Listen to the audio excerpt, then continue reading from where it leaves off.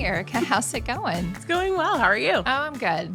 What are we talking about today? So last episode, we talked about summer, and it was kind of celebrating the end of the school year and getting some resources together to really take advantage of the summer in a fun way. Yeah. And kind of in a relaxing and recharging way. Yep.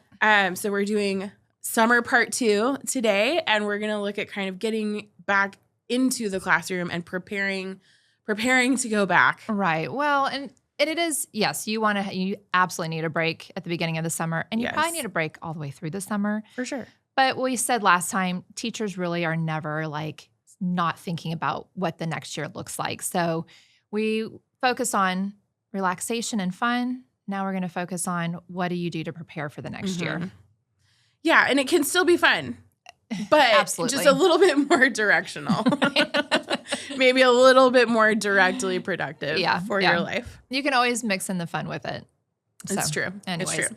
So you brought up, we're talking about some fun stuff today. You talked about grants and maybe applying for grants over the summer in hopes to have maybe some extra money to do some projects in your classroom. And you found some kind of neat ones out there, out on the interweb. Yes. I mean, there are a lot of different kinds of programs available. And then a lot of people, of course, do kind of fundraising, for lack of a better word, through social media or like your Amazon wish list. Things like that are pretty normal. But I found a couple that are pretty specific, and we really looked for things that were easy for teachers. Yeah. You don't have to write up a paper to request the grant. It's pretty straightforward. Yeah. But the first one is adoptaclassroom.org. And that is kind of similar to a GoFundMe, where it's pretty straightforward. You have to write a little blurb, you make a little wish list, but it's not crazy. Again, you're not writing a paper, you're not having to do a request or a proposal. And then you can share that, and people can search you, people can find you. If they are wanting to support teachers directly, they can go to adoptaclassroom.org and find you and adopt your classroom. Nice. And they can do one-time payments, they can do a monthly subscription. So you could have, kind of like somebody wants to give you $10 a month for your classroom. Thank you, person. Great. Thank you, person. Yeah, right? Exactly. And then there's also, this is kind of STEM specific. Oh, okay. I can say my S's. STEM specific, but the Toshiba America Foundation has classroom grants for STEM equipment and projects and supplies. The cap is $1,000, which, is a good boost for STEM stuff, but also I feel like STEM stuff is kind of expensive. Yeah. So many S's.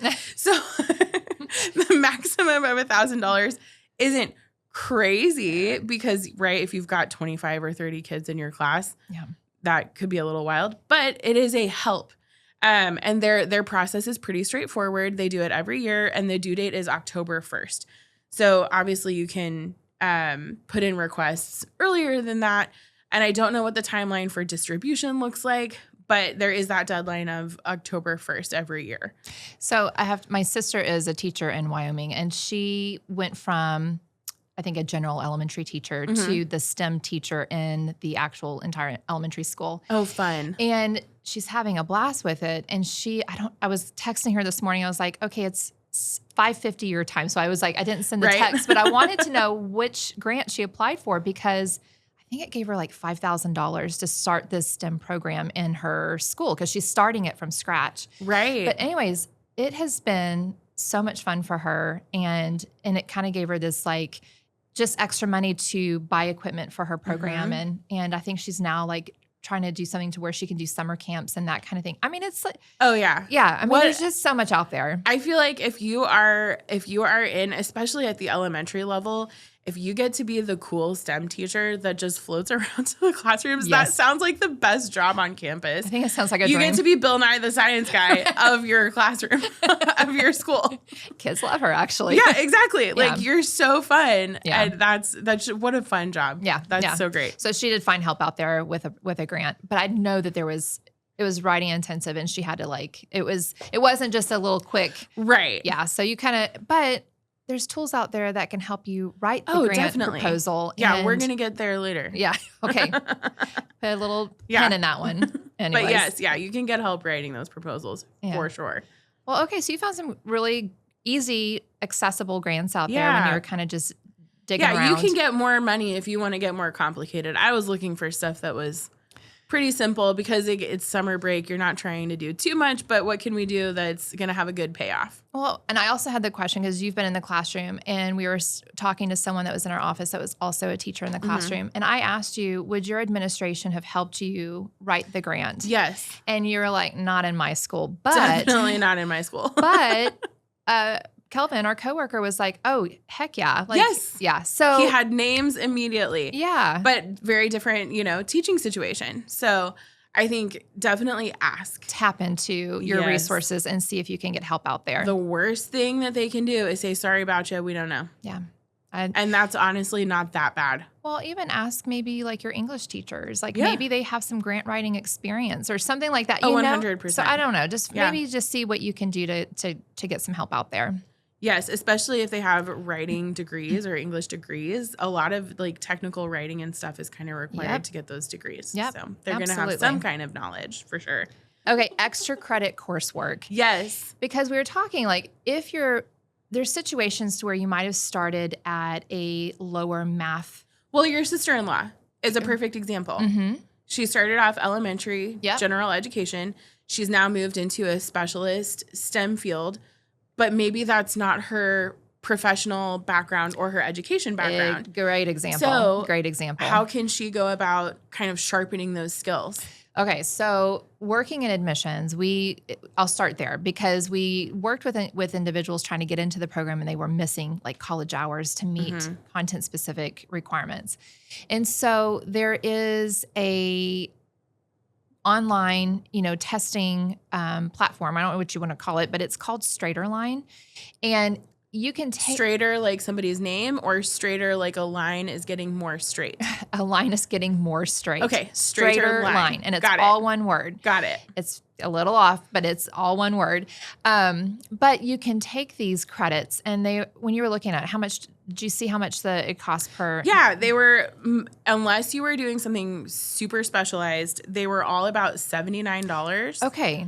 And they gave you like an average time to complete, and most of them were right at about a month, like 28 to 30 days. Okay, so you can, if you're enrolled in a college, you can actually get college credit for these classes.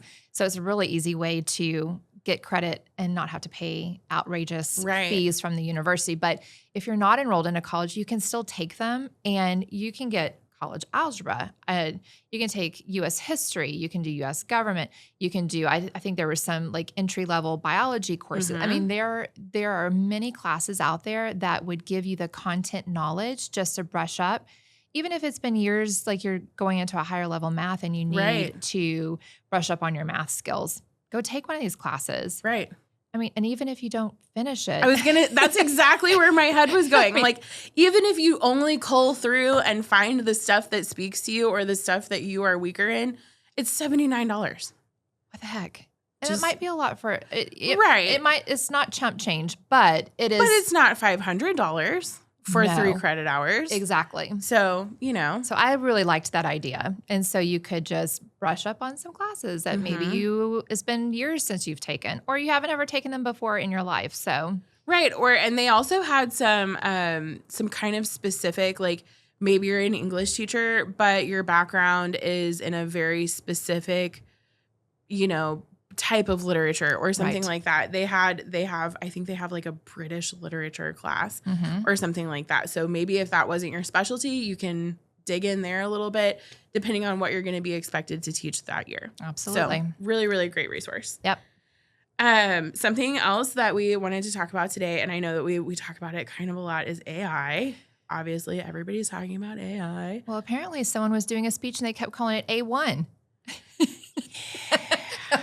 That's a condiment. A delicious condiment, but not the same. Yeah. Artificial intelligence. Yes. Hot take. Polarizing, controversial, whatever. I know. Okay. But we're fans. We just are. It's helpful. Yes. Obviously, ethical, healthy use. We're not cheating. We're not doing any of that, but it is a helpful tool. Yeah. Kids are using it. Yeah. Teachers are using it. We're using it. Yes. We are all using it. Yes. There's no need to pretend like it's not out there. Like your students are going to use it. So you might as well. Yeah. Just, at least understand Dive what it into can it. do. Yeah. But I really wanted to highlight one AI service specifically that I use when needed. Obviously, we all know about ChatGPT, and it's great. It's useful.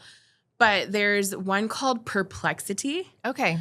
And it is a researching AI. And you can kind of ask it a question, and it will go and find articles. And that can be news articles, but it can also be journal articles and kind of scholarly sources. And it will bring you those resources and also kind of comb through those to help you answer your question. But it's going to link you back to all of those other resources so that you can go back to the primary documents. You can go back and, justify your sourcing. Yeah. That all of that. You can cite your sources. You can do all of that with Perplexity. Mm-hmm. And I really, really like it. It's a great resource. Do you have to have a membership or anything like that to? I think I maybe put my email address in. Okay. But Okay. it's not anything crazy, and it is free. Yes. Okay. There might be a limit. Yeah. Maybe you can only use it so much a month. I've never met it, Yeah. but I also don't use it super frequently because it's kind of specific. Got it. But I have used it. I have used it a little bit for school to help me research something. When something, I might need a couple of examples of a very specific situation, and it can help me instead of spending 2 or 3 hours going down rabbit holes and reading through JSTOR articles and whatnot. Right. It can help me find what I'm looking for more quickly. Well, and if you're just doing a Google search, it's like it's pulling up all sorts of like random things, and it's like I need something that will actually pull me to the sources that will be helpful. So, yes. So when we're talking about more complicated grant proposals, I think Perplexity is a great resource. And we also are going to talk about this in a little bit, but for making having a couple of lesson modules in the tank for when you're gone. Yeah. You can use it for that as well, and kind of to find things for your students to read or find videos for them to watch. Find both at once, things that correspond, and it can really help you put something like that together that will make your life easier. Okay. I've never used it. It sounded really interesting when you were telling me about it, and I was like, I'm not doing any research projects at this point, but maybe I will in the future. Right. Yeah. Yeah. It's great. Okay. So Perplexity. I like it. Okay. You said something very catchy yesterday. You said, take care of your future you. Yes. I think that is like words. I stole it from someone on Instagram. It's not mine. Instagram. I love Instagram. I know. Millennials. Yeah. So how do you take that? How do you feel about that? How that helps me in my personal life and work life, and it helped me as a teacher, is just to take that 15 minutes now or that 30 minutes now to do the thing that is going to pay dividends later on. Yeah.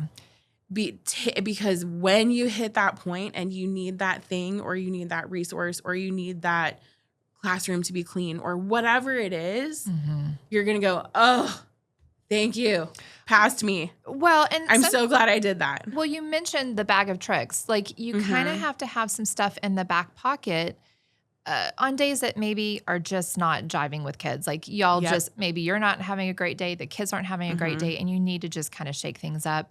And maybe not have such a focus on what you're like the lesson or whatnot. Right. Where it's something where you can maybe have a little bit more flexibility and more fun. There's something, a project that they can work on.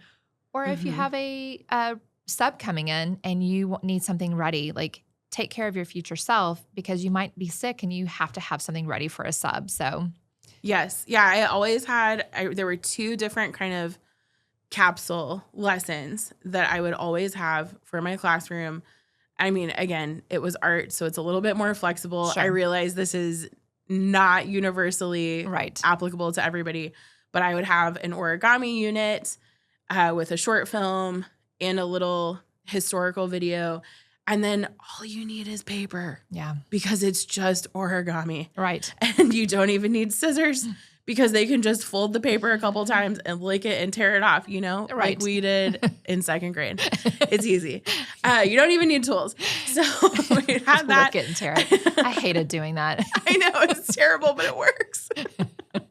And then I had, I don't know how this goes anymore, but I would let them watch the movie Hugo. Oh. It's a beautiful movie. It's fun for adults and kids, but again, in the art classroom, it has a lot to do with film history, and it's also visually beautiful. So we're talking about color theory. We're talking about complementary colors. Yeah.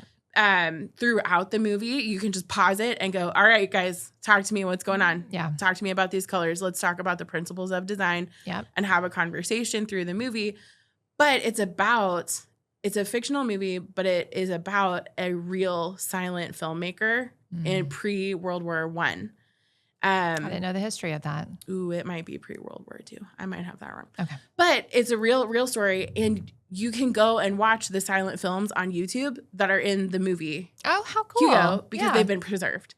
And so it becomes something that you can teach on and that is relevant to them. But it's still, we're watching a movie. Yeah. And you're for at least a little bit. We're getting a little bit of a break.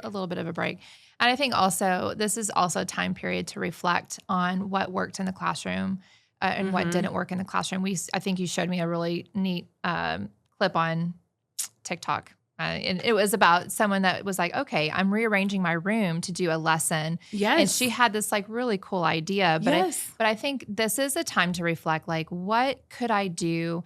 Even if the flow seemed to be congested while you're walking the classroom, it's like, how can I set up my classroom to be more functional, more communicative with the kids? You know, I think it's just a great time over summer to kind of like, what am I going to do with my classroom this next year? Oh yeah, absolutely. And kind of rethinking how it's laid out, what it looks like, you know, maybe everything doesn't have to be a rainbow. Maybe that's a little overstimulating for your students.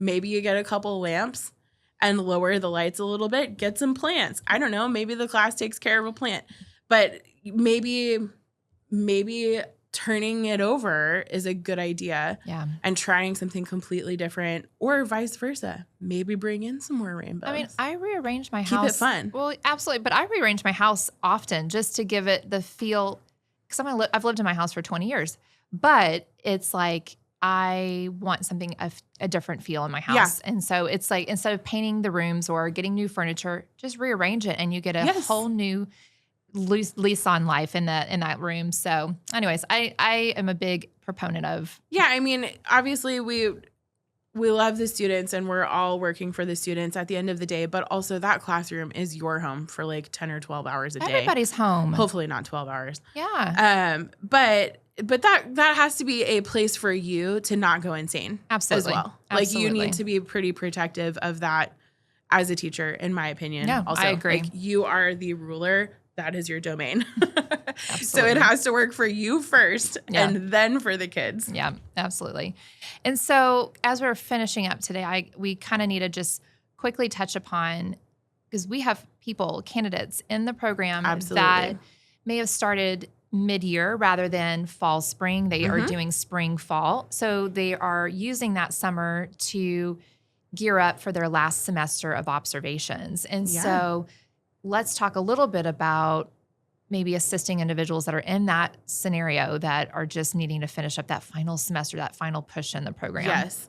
That is, I mean, really the biggest thing is use the summer break to finish that coursework. Yeah. Just get it over with. Test, get it done. Whatever. Take your test, do it. And some of the tests you can't take until you're done with your coursework, whatever that looks like for you. Yeah. And in the situation that you are in. But get that coursework knocked out. Do not be trying to do coursework this semester. Get it done over the summer. Yeah, right. There's kind of, honestly, having that, being in that spring to fall, there's almost an advantage. It kind of is. I know it. You're kind of splitting up your residency that way, because I mean, I don't know. I'm sure starting a teaching position mid-semester is super stressful. But you have that summer to really get through Yeah. your coursework and finish it up without having to juggle work and your coursework as well. I think the main thing is reach out to us so we can like Yes. go over that checklist to see what is left. What do you need to work on? Mm-hmm. We can help you pinpoint and focus on your highest need areas. Like, is it the coursework? Is it go take your test? Is it whatever it may be? Right. But I think just reach out to the office and we can assist with what is left to finish the program and kind of give you a little encouraging pep talk as well. Yes, absolutely. I know. I think we talked about this a few episodes ago, but you know, set a little alert to check in with us once a month. Yeah. Just touch base. We're so nice. We're so nice. Anyways, well, this was a good one. I enjoyed talking about the different things that we can do for the classroom and whatnot.